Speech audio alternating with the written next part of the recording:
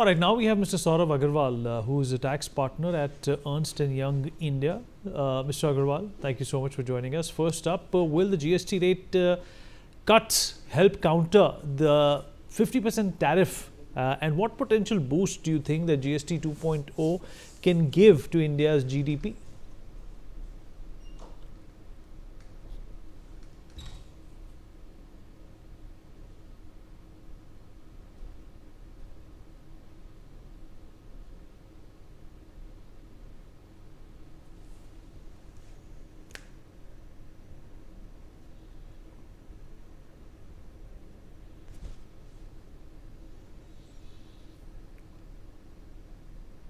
No, it was a monumental step, commendable, unanimous, with a clear intent, proactive approach, and two themes emerging out of it. First theme is the India consumption story, and the second theme is all about trust.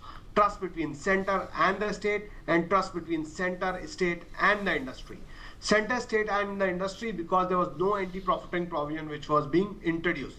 Now, coming to your question specifically, what will be the impact of the same on the GDP? If you look at, there was an estimate which was being rolled out earlier that 0.3 to 0.5% will be the GDP dip because of the tariff issues or the global tensions which we are foreseeing. Now, but when we look at this rate rationalization which has been now introduced, in our view, what it appears is that the overall dip which is happening on account of the tariff, to a large extent, it will get mitigated because of the rate rationalization exercise. And what potential advantages can a two-tax slab structure bring to India's economic growth and tax compliance, according to you?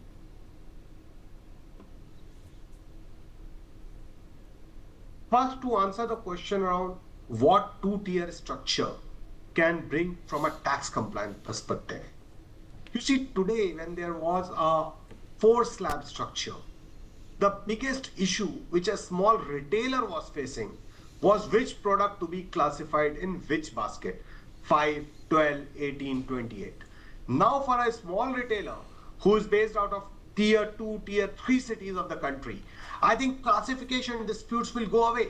So if we see the way the Indian bureaucracy and the Indian government has specifically come out with the rate structure for 5% and 18%, for majority of what is being sold by the Kirana store, which is food items, toothpaste, etc., all of them have been brought into 5% rate, which is a big simplification exercise which the government is doing. And residuary category is what is becoming 18%.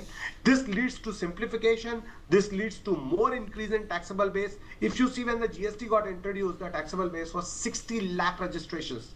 Today it is 1.5 crore registration, and that's where I foresee that with more, with more tax reduction, there will be a more organized economy which will exist and which will move forward, which will lead to more increase in registrations, and therefore the overall tax collection impact which is being now factored by the government should somewhere come down because more players will come into the organized economy. Coming to your second question, which was around the fact that how does the simplification leads to betterment from an economy perspective. Now, if you see betterment from an economy perspective, renewable, we were talking about clean energy. 12% was the rate for all the equipments which were being imported, which was a solar module or a biogas energy plant or a waste to energy plant or a green ammonia was at 12%. It is all brought down to 5%. Intent is very clear that we are moving to a clean energy transition, and this rate reduction will give a further push into it. Further, if you see from an economy perspective, cement being brought down from 28 to 18%, even marble, granite, etc., the rates have been brought down, which provides a cheaper household. The construction cost will go down for the consumer, which means that the overall simplification will bring. I mean, for your sector specifically.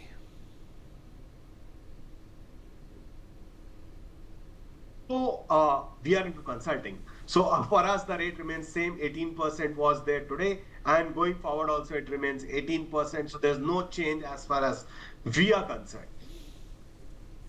And will the GST cuts support the growth of MSMEs and startups in India, according to you? MSMEs and startups were the ones who were facing the difficulties in compliance. The amount of compliances which they were required to do in the form of understanding what are the classification of each product. So if someone was going into a quick retail and was coming into a quick retail startup, he needs to look into what is the product rate for, say, a particular food item. What is the product rate for a toiletry? What is the product rate for a toothpaste? What is the product rate for a namkeen? What is the product rate for a sweets? Now, majorly, they know that food and food items are at 5%. So at least that brings in simplification. At the same time, the intent of the government when they say that they'll grant the registration within 3 days time, at the same time, they are also saying that if you are having an inverted duty structure or MSMEs are exporting significantly to various other countries out in the globe. Now, all these MSMEs are facing the music with respect to get the refund in a time-bound manner from the Indian government. Now, they are saying that they'll grant the refund for both inverted duty structure as well as exports within 7 days from the date of filing. At least they're giving 90% of the refund, which entails that from a working capital perspective, it will lead to a better working capital management and it will lead to better liquidity in the hands of MSMEs and startups. All right. Well, when the Indian government stands up to a major economy like the US to protect its own interest, how important is it to build confidence first amongst its consumers? So you see, from a perspective, the time the rate rationalization got announced by the Prime Minister, I think when I talk to a lot of CFOs, CEOs, the confidence of the industry starts building in, because the thought process was that there will be a dip on our GDP. So everyone started saying that there will be some slowdown in our economy.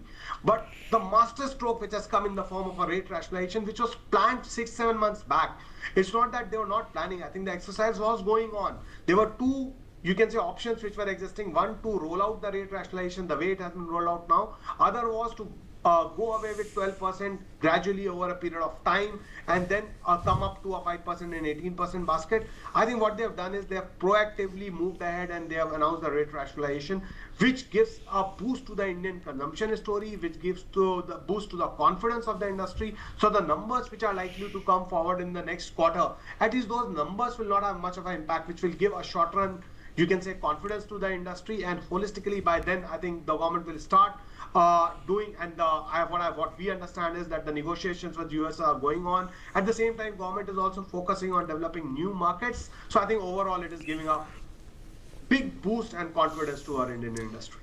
All right. Thank you for your time. Appreciate you joining us.